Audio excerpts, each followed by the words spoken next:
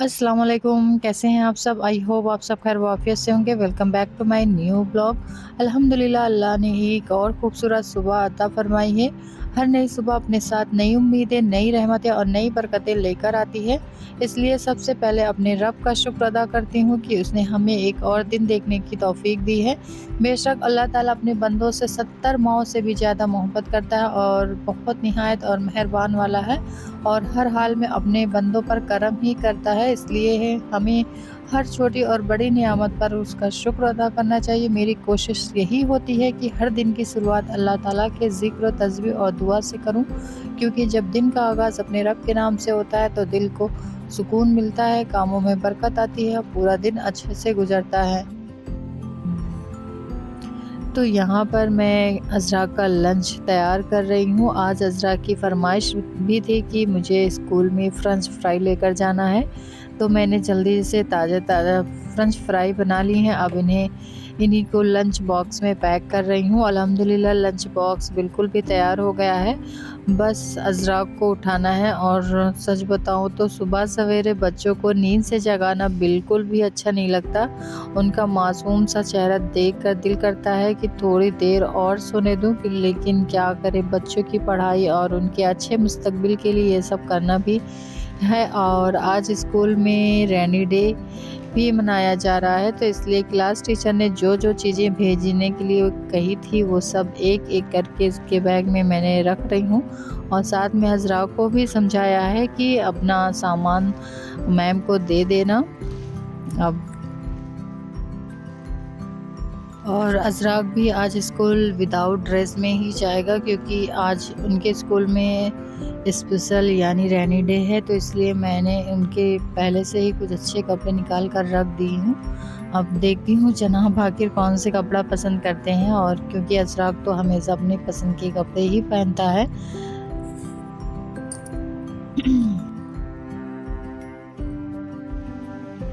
तो 11:30 दिन के हो गए हैं, यानी दोपहर होने वाली है और आज जुमा भी है, तो सारे काम हो चुके हैं, तो सिर्फ साफ़ सफाई करना ही था। तो अभी 11:30 बजे अज़रा का स्कूल की छुट्टी भी हो जाएगी, तो वो भी आने वाला है। तो कुछ ही टाइम बचा हुआ है, तो मैंने सोचा जब तक अज़रा का आने से पहले मैं अपना किचन साफ़ कर लेती हूँ। और फिर मुझे सबसे ग्राइंडर पे बहुत ज़्यादा डस्ट जमी थी, तो उसे भी साफ़ कर रही हूँ। और वक्त रहते हुए अगर काम को तुरंत कर लिया जाए तो इससे बहुत आसानी हो जाती है हम सब ख़वातीन को। अगर यही कुछ छोड़ दिया जाए कि आज नहीं करना है, कल करेंगे, तो कल कभी नहीं आता है। तो जो लगे उसे तुरंत कर लीजिए तो ज़्यादा सही रहता है। और फिर क्या था, हम भी अपना काम तुरंत ही कर लेते हैं, कल के लिए नहीं छोड़ते हैं। माइक्रोवेव भी साफ़ करना है, तो मैं इसे अपनी जगह से हटाकर अच्छी तरह साफ़ किया, और नीचे जितनी भी धूल मिट्टी जमा हुई थी वो भी साफ़ हो गई। और वैसे मेरा हमेशा यही कोशिश रहती है कि रोज़मर्रा के काम करते हुए थोड़ी-थोड़ी सफाई भी साथ-साथ कर ली जाए, तो इससे ना ज़्यादा मेहनत करनी पड़ती है और ना ही गंदगी ज़्यादा जमा होती है।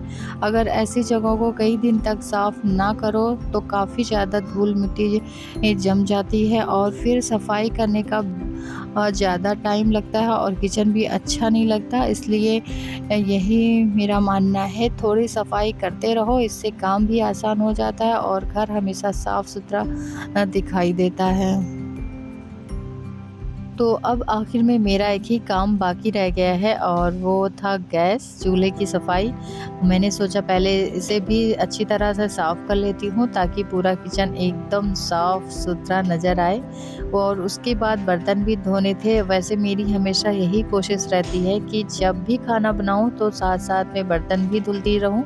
इससे बर्तनों का ढेर नहीं लगता है और काम भी बहुत आसानी से हो जाता है। अगर पहले सिर्फ़ खाना बना लिया जाए और बर्तन बाद के लिए छोड़ दिया जाए तो देखते ही देखते इतने सारे बर्तन जमा हो जाते हैं कि फिर उन्हें देखकर ही थकान महसूस होने लगती है। खाना बनाते बनाते वैसे ही काफ़ी थकान हो जाती है और जब सामने बर्तनों का ढेर नज़र आए तो समझ नहीं आता है कि पहले आराम करें या बर्तन धोएं।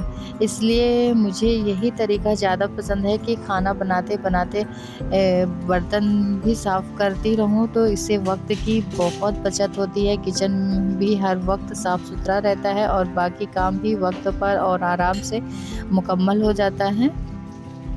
तो किचन का सारा काम हो गया है और मैं आ गई हूँ अपने रूम में, और आज जुमा है तो जुमा के दिन मैं अपने बेडशीट चेंज करती हूँ, और चाहे 1 दिन का बिछा हो या 2 दिन।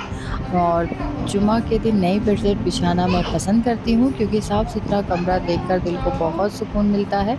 और जैसे ही मैं अपना बेडशीट चेंज करने लगी, और इतराक तो सुबह से ही नहा धोकर बिल्कुल फ्रेश हो चुका था और वो आराम से मोबाइल लेकर गेम खेल रहा था, और मैंने उसे प्यार से कहा, बेटा हट जाओ, मुझे बेडशीट चेंज करनी है। तो वो बोला, अच्छा मम्मा। लेकिन जैसे ही मैं बेडशीट बिछाने लगी फ़ौरन आकर दोबारा बेड पर बैठ गया, और फिर क्या था, वो बार-बार शरारतें कर रहा था और मुझे सही तरीके से बेडशीट बिछाने नहीं दे रहा था।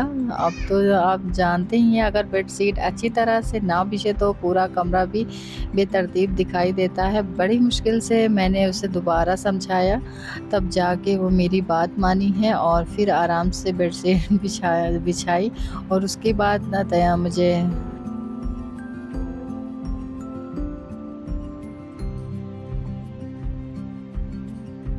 और उसके बाद तकियों का कवर भी चेंज करना है ताकि पूरा बेड एकदम साफ़ सुथरा दिखाई दे। और वैसे मैंने कल भी अपने रूम की रैक है अच्छी तरह से साफ़ कर लिया था, और मेरी हमेशा यही कोशिश रहती है कि रोज़ थोड़े-थोड़े काम करती रहूं, क्योंकि जब रोज़ाना थोड़ी-सी सफाई होती रहती है तो बाद में एक साथ बहुत ज़्यादा काम नहीं करना पड़ता है और घर भी साफ़ दिखाई देता है।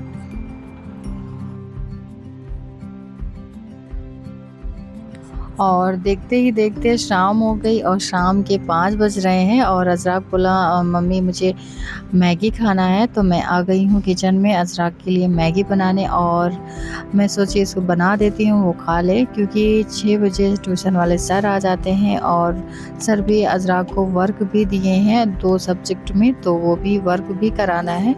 और मैंने जल्दी से क्या मैगी मैं सोच रही बन जाए और उसको खिला भी दूँ और काम भी करवा दूँ, नहीं तो सर उनको बहुत ज़्यादा डाँटते हैं और वर्क ना पूरा हो तो। फिर अज़राक बार-बार आगे पूछ भी रहा था, अम्मी कब बनेगी, कब बनेगी? तो मैं बोली बस बन जाए, बस लेकर आ रही हूँ, जब तक तुम रूम में रहो। और वो अभी रूम में है और मैं यहाँ पर मैगी जल्दी से रेडी कर रही हूँ। और ये देखिए मेरी मैगी एकदम तैयार हो चुकी है, तो मैं प्लेट में निकाल दे रही हूँ। और इसको ठंडा भी करना है क्योंकि बहुत गर्म है, तो अभी और उसको तेज़ से भूख भी लगी है। तो शाम के 6 बज रहे हैं और अब चाय का वक्त हो गया है। चाय बनाने से पहले मैं हमेशा सबसे पूछ लेती हूँ कि किस किस को चाय पीनी है, क्योंकि हर वक्त सबका चाय पीने का दिल नहीं करता है। मुझे लगता है कि पहले पूछकर ही चाय बनानी चाहिए, इससे ना चाय ज़ाया होती है और ना ही किसी चीज़ की नुकसान होता है। कभी किसी का दिल होता है और कभी नहीं, तो इसलिए जितना लोग पीना चाहते हैं मैं उतना ही कप बनाती हूँ। और सिर्फ़ खाला और मैं तंजीला से 3 या 4 लोग चाय पिएंगे, इसलिए मैंने हम तीनों के लिए चाय रख रही हूँ। कोशिश यही रहती है कि चाय हो या कॉफ़ी हो या कोई और चीज़ ज़रूरत के मुताबिक ही बनाई जाए, ताकि कुछ भी ज़ाया ना हो। और आज मौसम भी माशाल्लाह माशाल्लाह बहुत ही अच्छा हो रखा है, ठंडी ठंडी हवा भी चल रही है, और ऐसे मौसम में सबके साथ बैठकर चाय पीने का अलग ही मज़ा होता है।